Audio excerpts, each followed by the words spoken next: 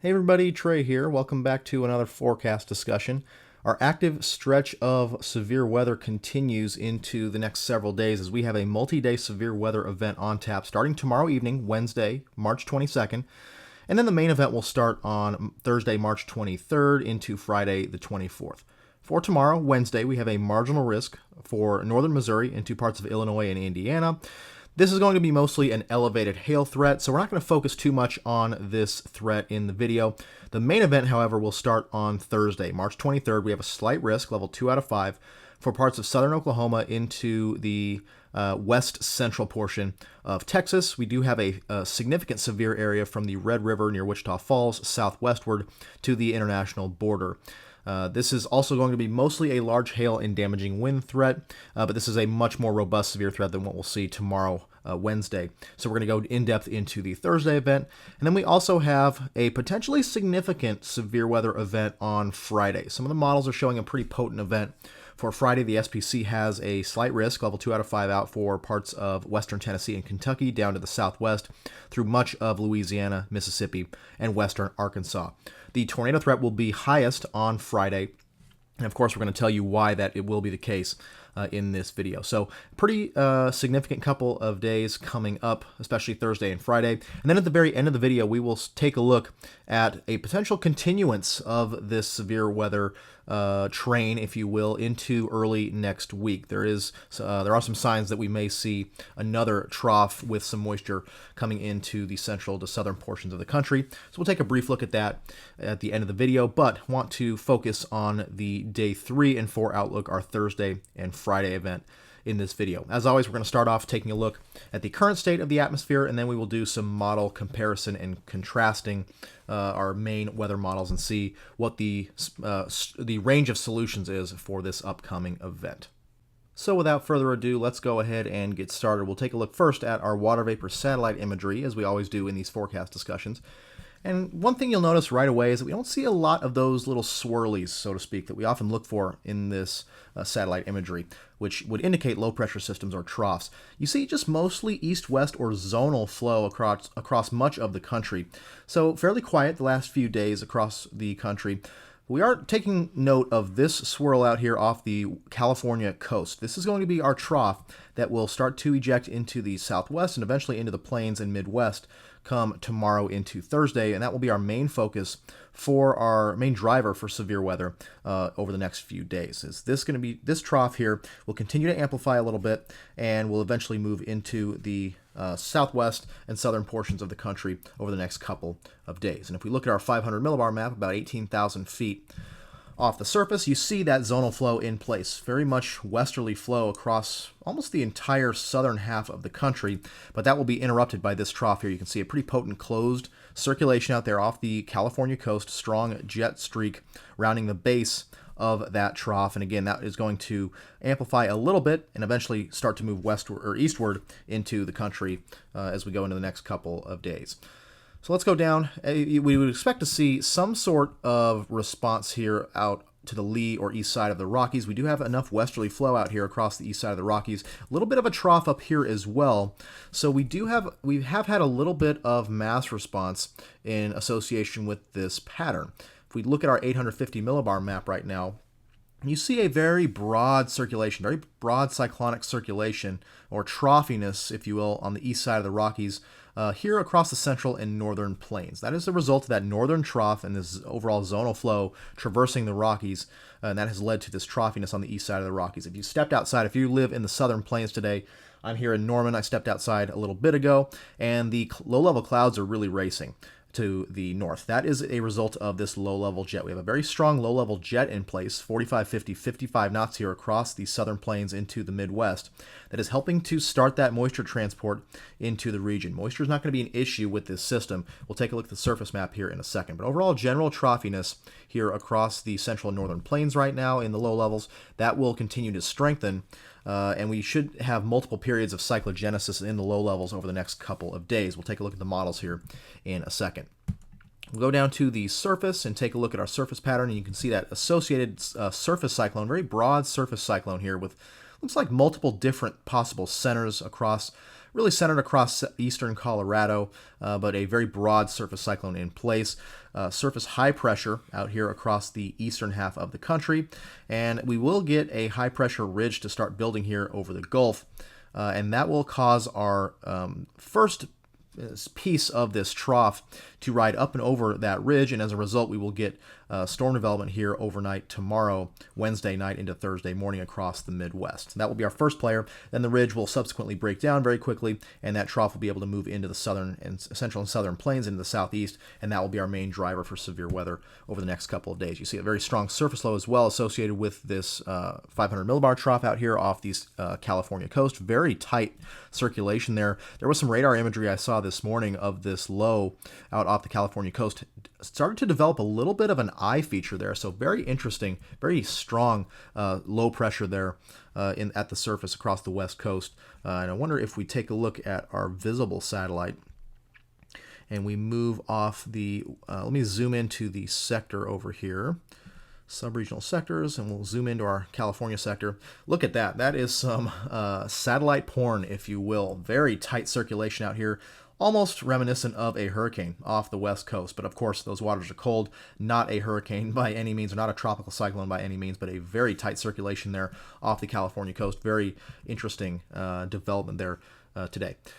Let's go back to our upcoming severe threat. Let's look at our surface map out in our southern plains sector.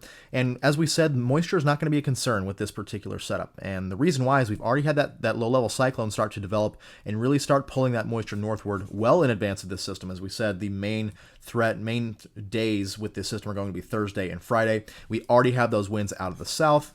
Fairly strong winds out of the south, very windy here in the southern plains today. That has already started to draw this moisture northward. Just a day or two ago, we had 30s dew points widespread across Texas and even into the Gulf. That has very quickly switched, and we do have 60s dew points now up to the basically the Waco or Austin area here of east central Texas, out to the west as well, down here, San Antonio, down toward Brownsville, even in the 70s down there. So very much abundant moisture at this point across the region, and that will continue to stream northward over the next couple of days. And moisture, again, is not going to be an issue, as it has been with our some previous setups this year with this particular event. All right, let's look at some model data. As usual, we're going to look at our three main forecast models, the 12Z NAM, the 12Z GFS, and the 12Z European model.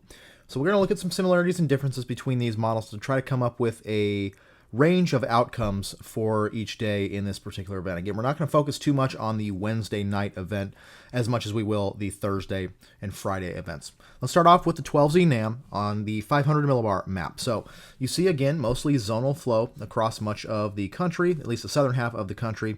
Little shortwave up in here in the northwest, and our main trough digging down in off the west coast. That will be our main player for severe weather over the coming days. So as we go into tomorrow, you see that ridge start to build across the Gulf. Very strong, high-pressure ridge building here. And that is going to allow this, at least initial piece of this trough. You see that closed portion of the trough, little shortwave here crossing Arizona into New Mexico tomorrow morning. That is going to ride up and over the ridge, and that will be our shortwave for tomorrow evening.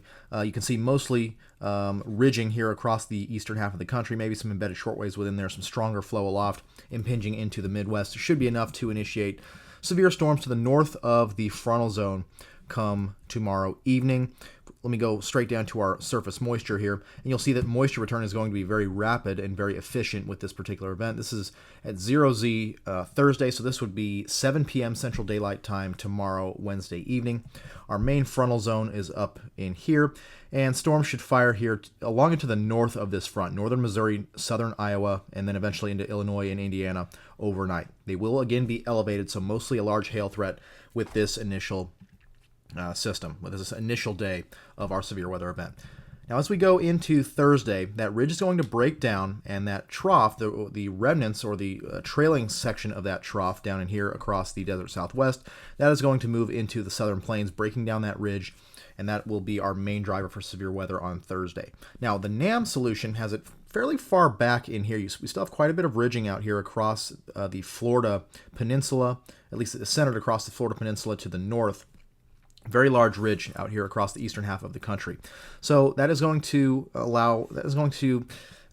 at least allow this trough to maybe sag back a little bit to the west instead of really ejecting very rapidly into the southern portion of the country for Thursday's event. Now let's go down to 850 millibars here.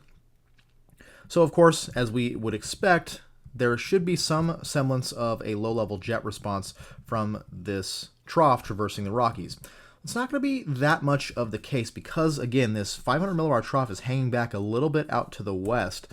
So I think our low-level response is going to remain muted for much of the day across the region. We do have some semblance of low-level jet here across East Texas, but again, our main frontal zone is going to be back in here, and I'm going to show you the surface map in a second. It's not going to be until probably Friday morning to afternoon at the earliest is when we're going to really see that low-level cyclone develop out here across the southern plains moving into the southeast. So I think our low-level shear for Thursday is going to remain fairly weak, and therefore that is why we're going to see a large hail threat and damaging wind threat mostly. Let's go to the GFS solution here and see how it progresses this trough. So once again, you see that ridge building pretty nicely here across the Gulf of Mexico, and our main wave, this is at 0Z again, so 7 p.m. Central Daylight Time Thursday. That is where our 500 millibar trough is. Fairly elongated trough, center the axis of the trough somewhere in this vicinity right here across Utah, Arizona into western Mexico. Now let's compare that with our NAM model run. So this will be, go forward a little bit. So this is the GFS solution. This is the NAM solution. Fairly in sync, I would say. Maybe the NAM is a little bit slower than the GFS. Let's take a look at the European model here as well. So very similar solution, that ridge building in. This is 0Z Friday, so Thursday evening. This is the NAM solution, GFS, and the Euro. So the Euro looks to be fairly in line with the NAM. The GFS may be just slightly more progressive than the other two. Overall, though, this looks like a pretty solid agreement among these three models for the pattern for Friday. So once again, that forcing is going to hang back just a little bit. We should have a decent amount of forcing with our surface boundaries come Thursday afternoon. Let's go down and take a look at our surface moisture and our surface low pattern here across the region. So I'm going to back this up. This will be Wednesday, and let me go to the GFS, and we will take a look at that as well. So this is the NAM surface pattern. I'm going to start here. You see that surface low, as we talked about, currently sitting in southeast Colorado, does try to consolidate some over the coming day or so. Kind of weakens a little bit, and then we get a renewed surface low development out here across eastern Colorado on Wednesday afternoon. That's going to be our main surface low that will move off to the east, draped along somewhat of a cold front out here. You see another low up in here across eastern Canada. That's going to drape a cold front down here across the Midwest. That will link up with this secondary surface low in here. And this cold front is not going to move a whole lot, at least the southern portions of this cold front, not going to move a ton into Thursday.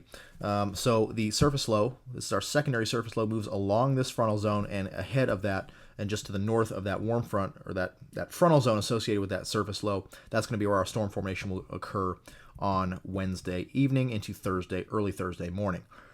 So as we go into Thursday, once again, that low-level response is somewhat muted. We do see a little bit of a surface low response, maybe an elongated surface low here across West Texas, but not really any tight, consolidated surface lows out here across the region. Here's our frontal zone in here through northeast into central Oklahoma, and that will dip down to the south. You see the wind shift there, somewhat of a dry line slash southern portion of that front draped across West Texas. That's going to be our initiating boundary for severe storms with this particular event. So we'll have to keep that orientation of the boundary in mind. Let's look at the GFS solution.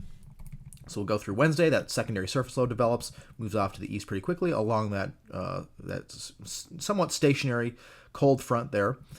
And this is going to be 0Z Friday, so Thursday evening as well. We do see some semblance of that surface low developing, an elongated surface low, maybe a center up here in southeast Colorado, but overall, very elongated surface troughiness slash cyclone down there across West Texas. Once again, here is our cold front draped here through central Oklahoma and then down through West Texas. That matches up fairly well with what we're seeing on the NAM.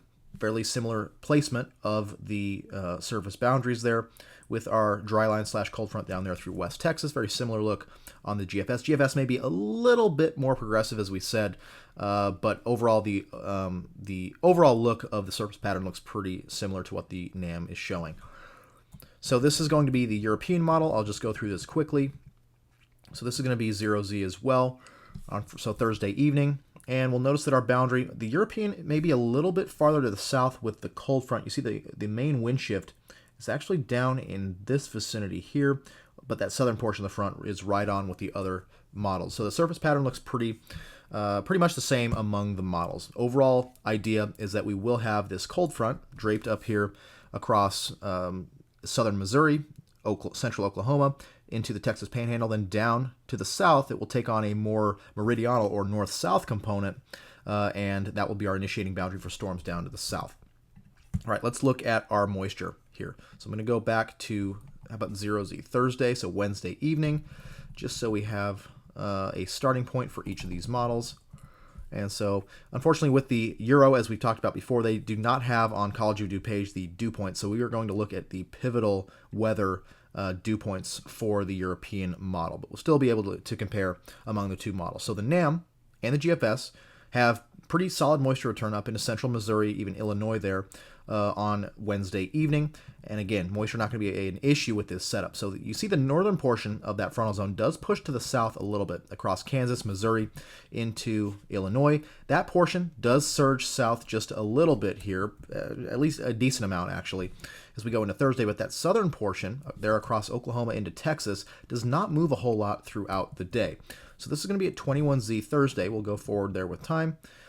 And this is at 21Z Thursday. You see the moisture fairly similar. GFS may be a little bit more robust, at least across Oklahoma into southern Kansas and Missouri, with that moisture return, maybe not quite as much of a push of that cold front to the south. The NAM does handle these cold air masses and these frontal boundaries a little bit better than the global model. So that is something to keep in mind. I would tend to lean toward the NAM solution here, at least for the northern portion of this front, which is where that cold air is, and that is where it will sag to the south just a little bit throughout the day on Thursday. Now, farther to the south and southwest, that is where we're going to see that dry line / southern end of the frontal zone set up. Now, the European model, let's go to our moisture here. So it's going to be a little bit different look than the College of DuPage site, but we still should get a good look here. So this is going to be Thursday at 18Z. So unfortunately, the European model only does 6-hour increments, but this is what it looks like at 18Z. It doesn't change a whole lot here across West Texas, so this is going to be good enough for our purposes. So this is the moisture here on Thursday afternoon. That frontal zone has sagged a little bit into Oklahoma, and there's our dry line / southern portion of that front into West Texas. Now, it does appear that the NAM and GFS are a little bit more robust with the West Texas portion of this threat. You see, maybe not so much. Maybe it's about the same among the models. I think the NAM and the GFS maybe have a little bit more potent look there, with leaning a little bit toward the NAM solution with this particular event. So that is going to be our initiating boundary, as we said. Let me zoom into our southern plains sector for each of these models. We'll just look at the GFS and the NAM for now. So as the day progresses on Thursday, as we go into the afternoon, that forcing again is going to lag a little bit farther behind, but we should have some modest synoptic scale forcing impinging on this dry line / cold front throughout the day on Thursday. Now, this frontal zone here should be enough to initiate storms across Oklahoma. Our upper level winds out of the southwest should be along that boundary, so we should see quite a messy storm mode here across Oklahoma, with mostly a damaging wind threat, maybe some larger hail in some of the stronger cores with this particular northern portion of the risk area. Farther down to the southwest, though, that dry line is a little bit more north-south, as we said. So let's take a look at our initiating boundary with respect to the shear vectors. So there's our initiating boundary. Shear vectors much more off the boundary here with southern extent into Texas. You see as we go up to the north, though, those shear vectors are almost purely parallel to the boundary, at least on the NAM run here. I would expect the GFS to show a fairly similar look. Here you go. That is our frontal zone here. Again, the positioning of the frontal zone is a little bit off on each of these models. Definitely in Oklahoma, very much parallel to that boundary. definitely a little bit more off into Texas. Now, the orientation of the dry line down in West Texas on the GFS is a little bit more tilted northeast to southwest than it is on the NAM. So we'll have to watch that for sure, but at least among the models, there does seem to be a consensus that the threat for discrete supercells will be greater down here across Texas, hence that hatched area situated across the Red River vicinity down through west central Texas from the SPC. Same thing on the Euro. I would expect those shear vectors should be parallel to that initiating boundary up in Oklahoma, not so much down there to the south. So let's take some soundings here. 21Z, we'll take right at that Cape bullseye there across West Texas, and we'll do the GFS as well. Let me put the dew points back on here. So we'll take one there in a similar position in West Texas. Given that the forcing's lagging behind, we should have enough of convergence along this cold front to get storms going by mid to late afternoon. This is the NAM profile for 21Z, so 4 p.m. Central Daylight Time. There across west central Texas. Very strong instability, as we said, very strong instability. We should have some semblance of elevated mix layer in place, given some strong heating there across the west. So moderate instability, over 2,000 joules per kilogram of mix layer Cape, 76 over 64 at the surface, so very juicy low-level air mass. But here's our hodograph. Definitely favorable for supercells and rotating storms with over 60 knots of effective bulk shear. But our low-level hodographs are just piddly, to say the least. Not much curvature, not much veering in those low-level winds with height there. Effective storm relative velocity is at 2 meters squared per second squared. So that when you have this combination of strong, moderate to strong instability, strong deep layer shear for supercells and rotating updrafts with a discrete storm mode more likely, with weak low-level shear, that is a combination for large to very large hail. So I do think the main threat for Thursday is going to be large hail. We take a look at the GFS. I'm not going to put too much stock into this. The GFS does a terrible job with instability. So, if we were to even take a middle ground here between the GFS solution and the NAM solution, we would still be seeing moderate instability, 1,000 to 1,500 plus joules per kilogram of mixed layer Cape, and that would be enough for large hail coupled with very weak low-level shear and a supercell storm mode. So that's at 21Z. Does this get a little bit better as we go into the evening hours? Let me put the dew points back on here. So this is at 0Z. Moisture here still adequate, very strong. Pooling here just south of the frontal zone. So let me go again here. Take one out here across, right at that triple point region maybe. So maybe some slight triple point developing here across with this dry line / cold front, maybe some surface low development out here across West Texas. That'll be something to watch as well. We do see that we do get surface low development out here across that western Red River vicinity there in southwest Oklahoma, northwest Texas. So that may allow for more of a triple point type feature to set up there across the Red River vicinity. That could help enhance low-level shear eventually. We'll take a look at that in a second. So this is at 0Z, right in that region of northwest Texas. Again, very strong instability, very strong low-level instability as well, 76 over 66 at the surface. Hodographs have enlarged a little bit. There is a little bit of veering in those low-level winds, a little bit more curvature there in that low-level hodograph. Deep layer shear still favorable for supercells. So given a favorable storm, looks like a more favorable storm mode to the south, so we should have a long duration window for supercells here. Before the main forcing takes over, that boundary does start to shift off to the east pretty quickly. Let's take a look at the GFS as well. Still kind of the same thing. And again, don't want to go too deep into these profiles yet. GFS still very piddly with the instability. I'm not going to believe that really. A little bit of a wonky hodograph, a little bit of a weakness in the low-level winds there. You see that magnitude of the low-level wind decreases there. So we do get a little bit of veer signature in this hodograph with the GFS. Not much low-level shear as well. So this would allow the large hail threat to persist for quite a while. And as we saw, that low-level jet was displaced off a little bit to the west, or to the east, excuse me. Here's our main axis of the low-level jet. Our storms are going to be back in here, so well removed from that low-level jet. That's why we're seeing that very weak low-level response and low-level shear being fairly weak with this particular setup. Now, as we go into the overnight hours, let me put the dew points back on. We start to get that surface low to develop, and we start to see that this is way back west, actually. Just looking at the 0Z or the 12Z NAM, this is as far out as it goes. The NAM is quite a bit west, so I want to go back to the GFS here, and we'll take a look at the models, so this is going to be 0Z. So this is going to be 21Z. We'll go 21Z on Friday. So this is 4 p.m. Central Daylight Time on Friday. The NAM solution has a very strong looking triple point set up right to the southwest of the Dallas-Fort Worth metro area, which is right there. Frontal zone, which may act as some sort of warm front by now. The dry line here to the southwest of that, surface low somewhere in there. If we were to look at our surface map, there's our kind of just troughiness out in here. So some semblance of low-level troughiness, but very strong triple point look right there. Now look at the GFS. The GFS is completely different. The GFS has the frontal zone or dry line all the way into East Texas into Arkansas, with the warm sector out here across Louisiana into Mississippi. So the NAM is completely different than what the other models were showing. Let's look at the European model. I will zoom into our Southern Plains sector here. So let's take a look at what the European model has. This is going in. So 18Z Friday. 18Z Friday, surface low up here in eastern Oklahoma, dry line slash maybe Pacific front, some sort of moisture boundary there across East Texas, with a broad warm sector across Arkansas, East Texas, Louisiana, into Mississippi. So this is somewhat of a middle ground, I think, the European solution from what the GFS and the NAM were showing. NAM is way back to the west. GFS, far more progressive. European model, basically right in the middle of those two solutions, with the dry line boundary east of the Dallas-Fort Worth Metroplex there on, this is 18Z Friday, so it would be maybe somewhere in here for 21Z, 4 p.m. Central Daylight Time. So there is quite a bit of discrepancy for Friday with the overall setup. And now let's just take a look at how this trough progresses.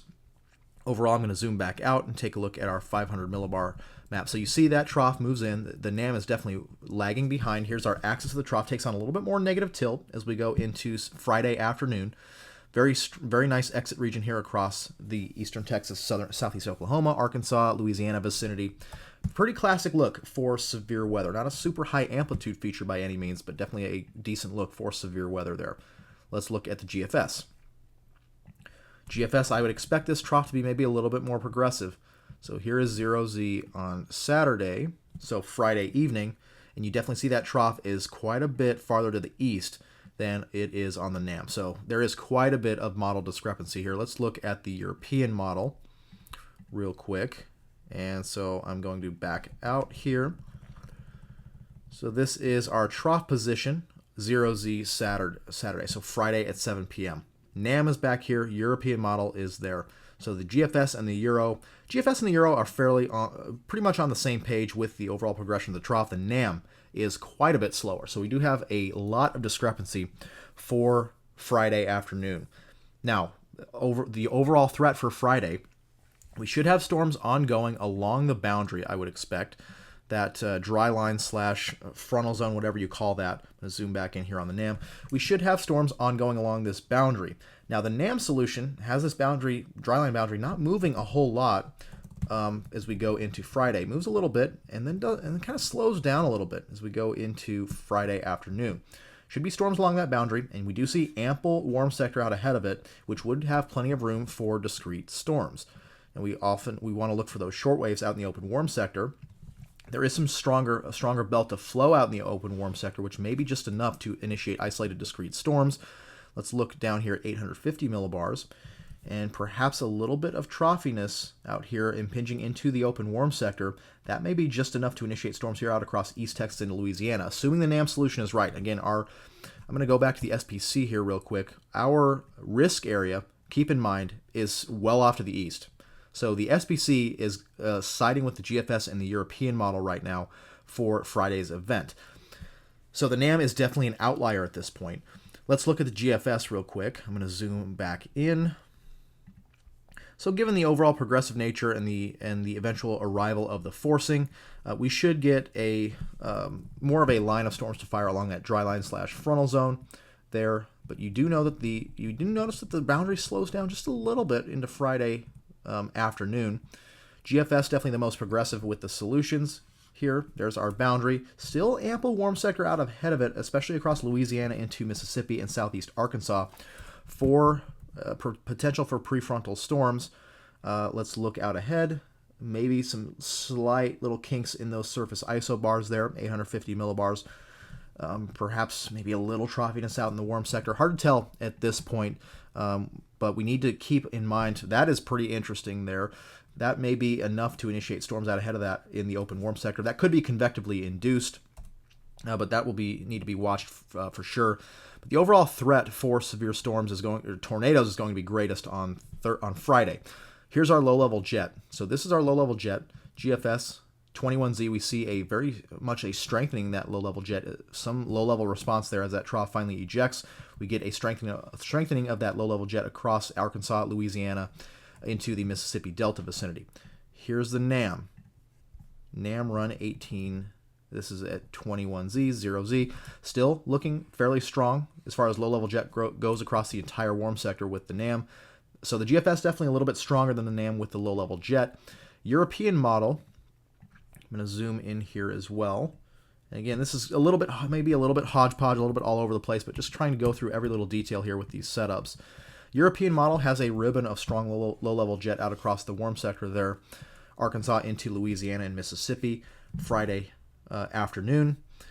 So the GFS definitely the strongest of the three models as far as the low-level jet goes, strongest and most concentrated there across Louisiana into Arkansas. All of these models, though, have a fairly strong low-level jet. As a result, the low-level shear will be much stronger. Now let's take some soundings out ahead. I want to take one. Let's try 21Z. Let's try right ahead of that triple point there near the Dallas-Fort Worth metro area. And again, the NAM solution that we're looking at that you're seeing right here on your screen, this is an outlier right now. So Dallas-Fort Worth metroplex does need to be on alert for storms Thursday evening into Friday. The timing and the intensity of those storms is going to be determined over the next few days as we get some more agreement from the models. So that's the NAM. Let's take a look at the GFS solution here. Let's go 21Z, and we'll take a sounding from the middle. We'll take one right in that low-level jet axis out ahead. And then we'll go to the European model. And let me take a sounding here, 18Z. We'll take one right in there. Actually, soundings are not available here for the European model. So this is the NAM solution. NAM solution, again, this is at Dallas-Fort Worth. Let me take one also out here in the open warm sector just to see. So this is right ahead of the ongoing storms. Moderate instability, 1,300 joules per kilogram of mixed layer CAPE. Again, this is at 4 p.m. Central Daylight Time, Friday afternoon. Low-level shear, you can see, is much, much stronger. So a much, much greater curvature to the low-level photographs here with the NAM. We do see a little bit of wonkiness in the photograph that does, I think, have to do with perhaps an early arrival of that shortwave. We do have a little bit of that shortwave here. You see at 18Z, about midday, little shortwave, little enhanced belt of flow right in here. That moves off to the east, and as a result, we're left a little bit farther behind in that zone near the DFW metroplex, right ahead of that triple point, just removed from the stronger mid-level flow there at 700 millibars. That's why I think we're seeing a little bit of wonkiness in the photographs there just ahead of that triple point. So this would definitely favor a little bit more of a tornado threat, maybe perhaps more of a brief tornado threat, as this is a lot of backing. You can see the backing as well in those mid-level winds there. Not ideal for long-lived, strong tornadoes, also pending storm mode. Now, this is out in the open warm sector. Instability a lot weaker, according to the NAM. And once again, that could be a function of the NAM being just a little bit too cool at the surface, as it usually is. But look at these photographs here. A lot better. We're in that stronger mid-level flow there. As a result, we don't have any of that kinkiness in the photograph, if you will, there in the first few kilometers. Very strong low-level shear for tornadoes. Strong deep layer shear for supercells. That would have to be watched closely if we can get supercells to fire in the open warm sector. GFS solution. GFS solution looks pretty darn potent as well. Instability not quite as strong as the NAM, about 1,000 joules per kilogram of mixed layer CAPE, 78 over 68. That is a true southeast low-level air mass right there. Very warm temperatures, very strong dew points there across the region. So moderate instability, but that photograph, look at that photograph. Strong veering of those low-level winds, strong low-level shear. Deep layer shear favorable for supercells. So if we can get a solution where the warm sector is fairly large, we'll have to watch for both embedded tornadoes along the line there, along the main initiating boundary, as well as isolated supercells out ahead in the open warm sector. Both are possible at this point. Again, don't want to get into too many details on that yet. We'll know more as we get some more agreement with the models and some more observational data in over the coming days. But this is obviously a very potent look for potential tornadic supercells, potentially strong tornadic supercells for Friday. But again, lots of discrepancy with the model, so don't want to go all in on a strong tornado forecast just yet. So let's go ahead to 0Z a little bit. Maybe we'll get a little bit more there. So this is right ahead of that triple point. Once again, I'm going to take one out in here. This is on the NAM, 0Z, so 7 p.m. Central Daylight Time. This would be 0Z. GFS definitely pinches off the warm sector, especially with northern extent here in its solution. The GFS does tend to be a little bit more progressive, a little bit too progressive with its solution. So I would think that this is a little bit too fast, tending to lean a little bit more toward the European solution, which is basically a middle ground between the NAM and the GFS right now. Has the dryline boundary somewhere in East Texas, surface low up here in Oklahoma, dryline / frontal boundary somewhere in East Texas with a broad warm sector out ahead of it for Louisiana, Arkansas, Mississippi, and even back into East Texas. So let's look here. This is the NAM solution at 0Z, so Friday at 7 p.m. Strong instability, strong low-level shear, a little bit of that weakness there in the low-level hodograph. We'll have to see how that plays out, as if that is the case, a little bit wonkiness there in the hodograph could limit the overall long-track strong tornado threat and limit the overall mesocyclone strength, given so much backing and weakness in that mid-level flow. GFS, though, not the case. Let me pull one out here from the Mississippi Delta, near Natchez or Vicksburg, just to see. And GFS, very potent solution. Once again, the GFS always tends to underdo instability a little bit, so I would think, I would expect instability to be a little bit closer to what the NAM is showing, but the shear profile is still in question. Very strong looking shear profile for Supercells. That is a very classic southeast look for your hodograph. That hodograph, very strong low-level shear that somewhat folds back in on itself, given very strong veering and speed shear all the way up through the atmosphere. That could lead to a little bit more high precipitation storms, but the main bottom line is that there's the possibility for tornadoes, perhaps some strong. Again, that's a conditional threat at this point, given the differences in the models. For tornado threat with the storms along the line, as well as the chance for prefrontal discrete storms out in the open warm sector. Real quick, let me zoom back out here and show you that after this 3-day stretch of severe weather, we should have this trophy pattern continue. You see quite a bit of waviness in the pattern continues. We shouldn't have moisture swept out too much into the Gulf. We should have another potential for another round of severe storms from anywhere from Texas into the southeast early next week, given that moisture will hang around and we still should have this active jet stream to work with. So we'll keep that in mind. We'll focus for now on our severe threat for the upcoming few days. Once again, tomorrow, Wednesday, March 22nd, marginal risk level 1 out of 5 for mostly an elevated hail threat here from far northeast Kansas, northern Missouri into Illinois and Indiana. For tomorrow, again, the main threat is going to be large hail with any elevated convection north of that frontal zone tomorrow night into early Thursday morning. The main event starts Thursday, March 23rd. Slight risk, level 2 out of 5 here from southern Oklahoma down through north central into west central Texas. Places like Wichita Falls and Abilene down toward the I-10 corridor east of Fort Stockton. Significant severe threat there in that hatched area, with the greatest threat being significant severe hail. The combination of strong instability and weak low-level shear with a discrete supercell storm mode likely with southern extent should maximize the significant large to very large hail threat across this hatched region here for Thursday. Then we go into Friday, and I would definitely expect, definitely not be surprised to see this upgraded with future outlooks if we can get some more consistency in a solution that looks a little bit more like what the NAM and the European model are showing. The low-level shear going to increase, very strong low-level jet across the warm sector with a very broad warm sector in place should favor the threat for tornadoes and damaging winds, with any storms along the main line, along the main initiating boundary, as well as the chance for isolated discrete supercells out in the open warm sector. We'll have to keep that in mind. Again, the models are all over the place with respect to the solution for Friday, but we'll have to keep that a close eye on Friday for a potential upgrade in severe probabilities with future outlooks.